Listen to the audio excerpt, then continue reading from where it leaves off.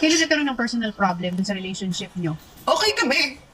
Like, okay. Masaya kami. May mga away kami mula January. Pero yung away mag-asawa lang na akala ko, pag nag-away kami, nagkakapati kami, okay na. Hindi pala. March, doon na talaga na parang lagi niya na akong iniiwan. Talagang dumadating sa point na nagmamakaawa ako sa kanya. Alam niyang buntis ako na wag Buntis niya ka kay Moon? Kay Moon. Alam niyang buntis ako. Hirap po talaga yung pagbubuntis ko kay Moon. Medyo maselan. Talagang first month pa lang din dugo na ako. Ganun na yung kalagayan ko, yung depression ko, yung ano ko. Nagmamakaawa ko na wag niya ako iiwan. Kasi lagi niya ako iniiwan sa bahay. Ba't ka niya iniiwan sa siya pumupunta? Kapag nag-aaway kami, gano'n, tapos ikaw na yung nagbababa ng pride, dito ka na lang, huwag mo akong iwan, mga gano'n. Ginawa ko yun, tapos dumating yung time na talagang nagkaroon na ng separation. Isang buwan na tumakbo lahat yung gulo. Isang buwan lang talaga kasi talagang nasira yung ulo ko.